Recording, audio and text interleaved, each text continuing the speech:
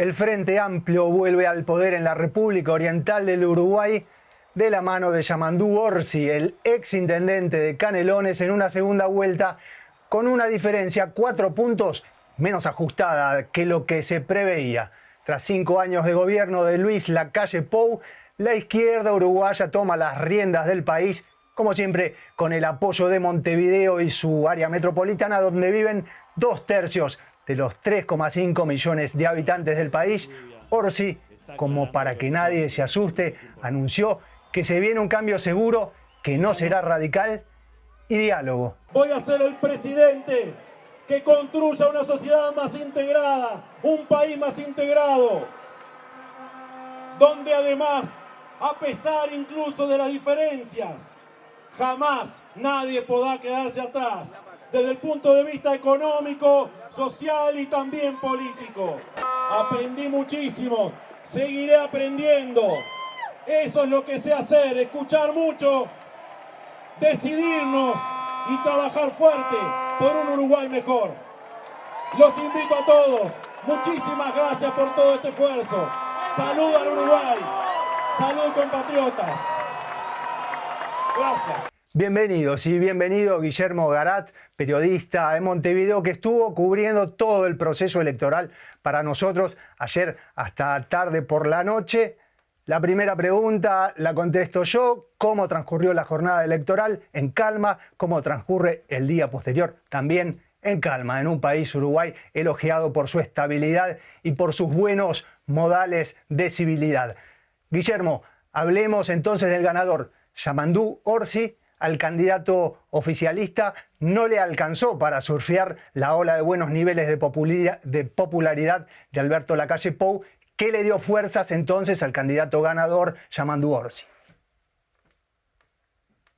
Bueno, creo que Orsi se benefició de un desempeño quizás no tan brillante como muchos esperaban a nivel de la coalición de gobierno de Álvaro Delgado, su contrincante. También se benefició, creo, de haber hecho una propuesta anclada en la clase media, que le promete a la clase media recuperar el salario real perdido en estos años de gobierno de Luis Lacalle Pou. También entiendo que Orsi tuvo un desempeño interesante en cuanto a poner algunos temas en agenda que la coalición republicana no estaba poniendo, entre ellos la honestidad. Recordemos que han habido y siguen habiendo varios casos de corrupción a toda escala. Recordemos el caso de los pasaportes que se le daban a ciudadanos rusos desde Torre Ejecutiva, desde la Casa de Gobierno, a través del jefe de seguridad de Lacalle Pou, y también muchos otros casos que son más, no sé si llamarle pequeños, pero que se han dado a lo largo de todo el país en las intendencias que el Partido Nacional de Lacalle Pou ha protagonizado, casos de prebendas, etc. Entonces hay un mal desempeño de la coalición republicana por un lado, hay un desempeño quizás, y la población así lo ha evaluado, efectivamente, más interesante de Yamandú Orsi, que creo que ha captado una parte también de ese descontento del que se hablaba en la primera vuelta de octubre. Y vamos a tocar después, por supuesto, un poco del legado de la evaluación del gobierno de Lacalle Pou. Vos mencionabas algunas propuestas de Yamandú Orsi. ¿Cuál es, en pocos puntos que nos puedas dar, así como un boceto, el programa de gobierno propuesto para la ciudadanía en Uruguay? Bueno, el programa de gobierno comienza con una defensa a la democracia, un llamado a profundizar la democracia en estos tiempos donde la democracia está amenazada, y lo podemos ver en todo el hemisferio americano, y no solo, lamentablemente, en el hemisferio americano. También me parece importante remarcar la transición ecológica, justa, que está en el programa de gobierno del Frente Amplio, donde promueve un enfoque, integrador entre naturaleza y su conservación, a su vez que quiere vincular oportunidades económicas vinculadas justamente a la preservación de los ecosistemas, a la protección del agua. Uruguay, recordemos, tuvo una crisis muy importante el año pasado en materia de agua potable.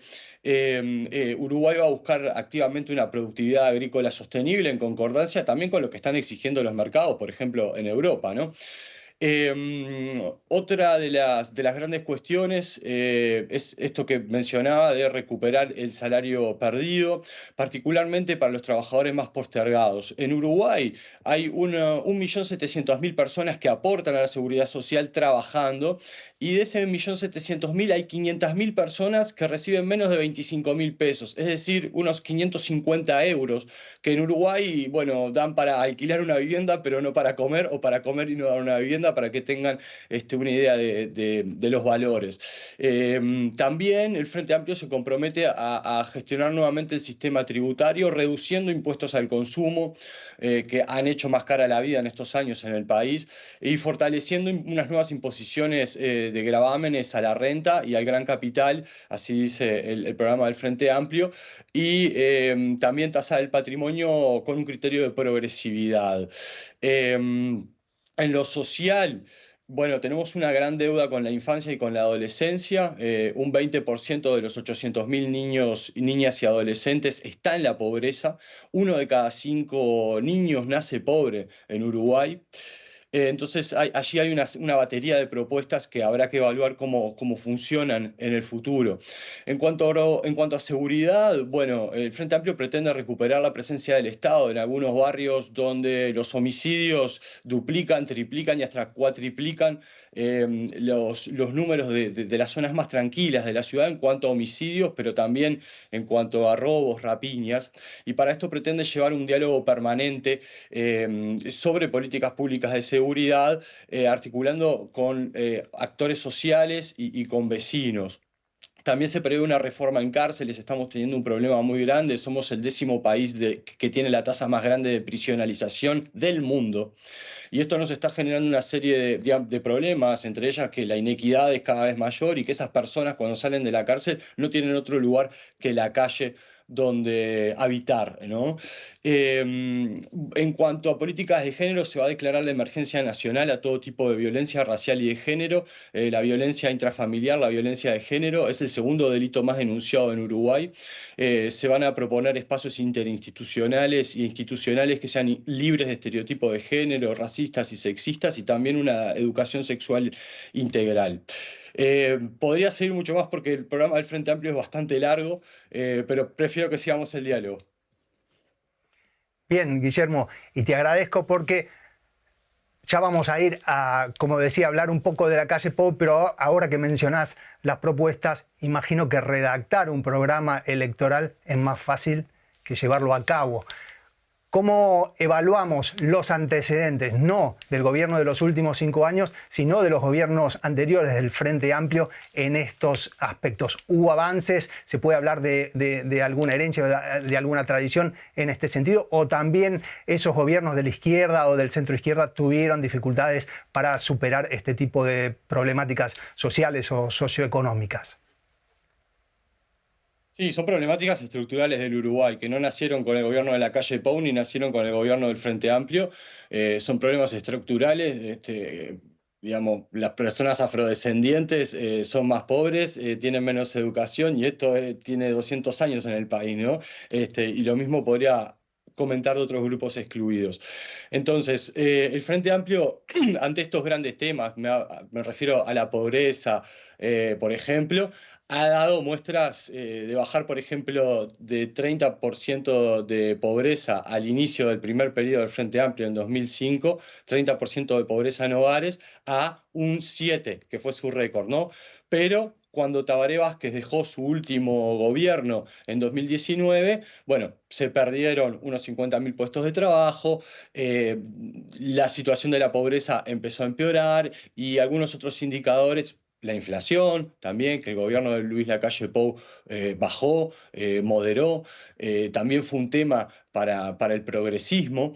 Entonces, hay esta serie de problemas estructurales, también el desarrollo de Uruguay, una política económica atada a innovación y desarrollo. Bueno, es muy probable que sean parte de acuerdos interpartidarios. Tanto Yamandú Orsi como Álvaro Delgado han reafirmado el compromiso por acuerdos políticos que permitan, digamos, llevar Uruguay a otro nivel, aprobar algunas reformas, entre otros motivos, y es un motivo muy pragmático. El Frente Amplio tiene la mayoría en senadores, y la coalición todavía en el gobierno tiene la mayoría en diputados. Esto implica que ningún bloque por sí mismo pueda aprobar leyes, lo cual es una situación muy nueva para Uruguay. Entonces, en estos grandes temas, mucho énfasis se está haciendo en seguridad. Yo creo que va a haber diálogo bueno, cada bloque va a tener que ceder un poco, pero el sistema uruguayo también se pone a prueba en este gobierno de Yamandú Orsi con los grandes temas. Y creo que pobreza y seguridad y educación son los tres temas que van a ser transversales a estos 5 años de gobierno de Yamandú Orsi. Y Guillermo, nos contaste algunas líneas, algunos puntos de los últimos años, tanto de la calle Pou como los gobiernos anteriores. Nos queda entonces una breve evaluación del gobierno de los últimos 5 años. Una recuperación pospandémica relativamente buena comparada con lo que sucedió en otros países de la región. Las cifras de pobreza también en comparación con el contexto regional. Hubo un conflicto a partir de la agenda de reformas de lo que se llamó la ley de urgente consideración, reformas en varios ámbitos, la seguridad como gran preocupación. ¿Cuál es tu evaluación en 2 o 3 puntos de lo que fue el gobierno de la calle Pou al final de estos 5 años? Digamos, como todo gobierno tuvo sus luces y sus sombras. Creo que los mayores logros del gobierno de la calle estuvieron por el lado que decía de moderar la inflación, aunque tarde, ¿no? Porque la inflación se modera en el último año y algo. En el resto del tiempo de gobierno estuvo por fuera del rango meta. También hubo una apuesta de la calle Pou a dinamizar la economía a través de las empresas privadas, y eso es algo que creo que fue buena la intención, pero que tampoco se terminó de cuajar, de ver. Y por otro lado, creo que la derrota esta también tiene que ver con lo que decía. Uruguay sale del quinquenio de la calle Pou levemente más pobre. Hay unas 350.000 personas que están bajo de la línea de pobreza monetaria en Uruguay. Y es un golpe que fue particularmente duro para aquellos trabajadores que ganan menos. Y el país es más desigual después de la pandemia. Uruguay es el único país de América Latina donde el índice de Gini, que mide la desigualdad en la distribución de los ingresos, aumentó un 0,8%. La calle prometió sanear las finanzas públicas, pero la deuda pública neta aumentó. Tampoco encontró un lugar en el mundo para Uruguay, como sí lo hizo el Frente Amplio. ¿Y por qué digo esto? Por la inserción que le dio el Frente Amplio a Uruguay en el Mercosur y en el contexto mundial. La calle quería firmar un TLC con China sin negociar con Brasil y con Argentina, ¿no? Entonces fue muy dificultoso para Uruguay en cuanto a políticas de integración con la región y también con el mundo. Nos adelantaste un tema que ya vamos a tocar, el del Mercosur y la política exterior. Dejamos el pasado, vamos al futuro. El futuro presidente de Uruguay se llama Yamandú Orsi, ganó ayer las elecciones. Y quería preguntarte si buscamos indicios, hábitos políticos durante los 2 periodos de Orsi que como jefe de gobierno de Canelones. ¿Con qué nos encontramos, Guillermo? Bueno, creo que lo que todo el mundo marca de Orsi es su perfil negociador. El otro día, la semana pasada, para el informe que hicimos para el canal, estuvimos con el expresidente José Pepe Mujica, y él decía, lo mejor que tiene Orsi es su capacidad negociadora. Y creo que así también lo ha demostrado en estos últimos tiempos, cuando algunas figuras, no de la primera línea ni de la segunda, pero figuras importantes de los partidos tradicionales, se pasaron con Orsi. Muchos reafirmaron la honestidad de Orsi, muchos reafirmaron esa capacidad negociadora. Lo cierto es que el 2 veces intendente de Canelones se ha destacado también por sus obras en infraestructura en el departamento, en iluminación, en saneamiento, en una defensa del ambiente que pocas veces se ha visto acá, que todavía hay que ver cómo funciona, pero que ha sido un algo que no existía antes, y consolidó el crecimiento del segundo departamento más grande del país. Y todo esto siempre dialogando con la oposición, siempre consiguiendo los votos que faltan. Yamandú creo que tiene una característica que es muy personal y muy del mano a mano, que no se transmite necesariamente luego en los medios de comunicación o cómo él expresa o en sus discursos, pero tiene un estilo que no voy a decir que es semejante al de Mujica, porque sí es muy propio, pero sí tiene un talante de escuchar, de negociador, de ir a resolver problemas.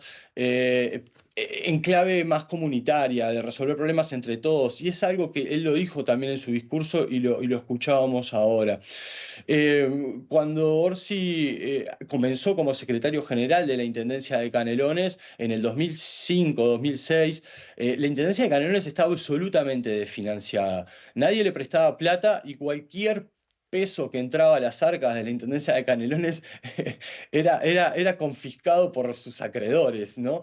Hicieron una obra también financiera muy interesante para dotar al departamento de infraestructura, de competitividad, y es un departamento que está, digamos, teniendo muchas inversiones también, sobre todo alrededor del aeropuerto y de algunos polos logísticos que le están dando además trabajo a la gente, ¿no? Y creo que gente de todos los partidos también ha podido ver esto y en parte explica esta diferencia tan grande para lo que son los márgenes que se preveían y los márgenes a los que estamos acostumbrados en Uruguay para un partido o para el otro. Noto cierto optimismo y también un cierto marco como para que algunas izquierdas en la región no estén tan eufóricas, pero a la vez para que algunas derechas también en la región no estén tan horrorizadas. Vamos a hablar un poco de política exterior. La calle Pou, el Mercosur es un lastre, es un corset que le evita al país la posibilidad de negociar, como dijiste, acuerdos de libre comercio. El gobierno anterior entonces chocó, sobre todo con Alberto Fernández, con Brasil en menor medida, pero también qué se viene ahora desde ese punto de vista, no solo en el Mercosur, sino en la relación con dos presidentes que no son Bolsonaro y Alberto Fernández, sino Lula y Javier Milei, con los vecinos más importantes de Uruguay. Sí, bueno, creo que con Lula las cosas son naturalmente más sencillas por la relación histórica del Frente Amplio con Lula y con sus partidos y con sus aliados. Y además porque Brasil es un socio comercial muy importante para Uruguay, uno de los principales socios. Uruguay le vende a Brasil una porción muy significativa de sus bienes primarios y también de algunos bienes industrializados, lo cual para Uruguay es una cosa muy importante. Lula da Silva va a estar dentro de poco en Uruguay. Se va a reunir con José Mujica, creo que en el marco de la cumbre del Mercosur próxima que va a haber aquí en Montevideo. Con Milei, ahí yo creo que, y Orsi ha dado algunas señales, va a primar el talante pragmático de Orsi, y no solo de Orsi, sino de su equipo de política internacional, que también ha estado en los gobiernos anteriores del Frente Amplio. Y ahí eso, creo que va a primar lo pragmático. También han habido algunas voces desde una parte del Frente Amplio, desde una parte también del orcismo, digamos, dando por buenas algunas acciones de Milei también. Creo que no sé si en el Frente Amplio, pero sí a nivel de este nuevo gobierno que se está conformando, también se busca mirar lo bueno, ¿no? Por este pragmatismo. Luego, en los demás foros de integración regional, creo que también depende mucho, bueno, de Trump ahora, ¿no? De lo que pase con Sheinbaum, de Petro, de Boric, de estos gobiernos progresistas con los que seguramente también va a haber otra sintonía, pero no son países tan centrales para Uruguay como lo son Argentina y Brasil, y la discusión que hay planteada dentro del Mercosur. La crítica que hizo la calle Pou al Mercosur en este tiempo es una crítica que comparte la izquierda uruguaya en buena medida. No voy a decir todos, pero sí en buena medida. Uruguay y Paraguay son países que dependen de las decisiones de sus socios más grandes para poder comercializar por fuera del bloque, ¿no? Y otra cosa que, bueno, también en este momento depende sobre todo de las voluntades en Argentina, y creo que el presidente Macron fue muy sólido la vez pasada que conversó con Milei. Ahí hay que ver cuál es el papel que puede desempeñar Uruguay, pero estimo que no va a ser nada muy trascendente o relevante. Pero bueno, hay que ver cómo se sigue desarrollando también lo que va a pasar en el resto de América Latina en materia de política de inserción uruguaya. Bien, Guillermo, yo hablaba de Brasil, Argentina, los vecinos más importantes. Los colegas de la producción miraron un mapa y me corrigen, son los únicos vecinos de Uruguay. Vamos a cerrar. Entre tanto elogio a la civilidad y a la calma en el proceso electoral y a la estabilidad democrática en Uruguay, vos escribiste hace muy poco en un artículo en el diario New York Times sobre una visión menos grata de esa falta de emociones, sobre todo ahora en el proceso electoral.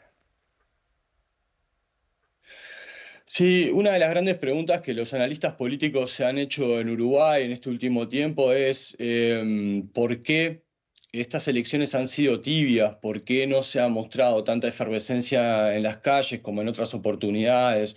¿Por qué, por ejemplo, ahora tenemos 2 diputados de los 99 que son de un partido llamado Identidad Soberana, que básicamente reniega de muchas de los principales postulados políticos que están en boga, me refiero a los bloques tradicionales, y tiene son estos partidos que tienen un poco de tinte de teoría de la conspiración, ¿no? Entonces, una de las cosas que me pregunto en el artículo es por qué el desencanto, y justamente para algunos de los reportes que estuve haciendo para Deutsche Welle, conversé con varios jóvenes desencantados de la política, ¿no? Que no creen en nadie, y ver un poco por qué pasa eso. Y ahí surge que los jóvenes duplican la tasa de desempleo que los adultos, lo mismo pasa con la pobreza, lo mismo, o sea, tenemos una de las tasas de deserción educativa a nivel de secundarias más grandes del continente. Eso, entre otras cosas, además de no permitirle el desarrollo a estos chicos, tampoco permite que se desarrolle una economía tan pequeña como la uruguaya, ¿no? Entonces, tenemos un problema de seguridad grave con esto que mencionaba de las cárceles. Entonces, son todas cuestiones fuertes e importantes que están condicionando a una parte de la juventud que ha sido, digamos, alejada del desarrollo, de las posibilidades de desarrollo que Uruguay ha mostrado en los últimos 20, 25 años. Y creo que hasta que el país no pueda saldar esa deuda con esos jóvenes y con los niños y con los que van a venir también, vamos a seguir siendo un país con problemas, con problemas de muy difícil resolución. Entonces, bueno, ojalá haya llegado el momento de cambiar esto con los acuerdos interpartidarios, con el nuevo gobierno, con los gobiernos que vengan, pero verdaderamente no puede ser que en Uruguay 1 de cada 5 niños estén naciendo bajo la línea de pobreza. Guillermo Garat, periodista desde Montevideo, muchísimas gracias por seguir todo este proceso electoral y cubrirlo para nosotros. Hasta la próxima. Un placer, un gusto. Hasta la próxima.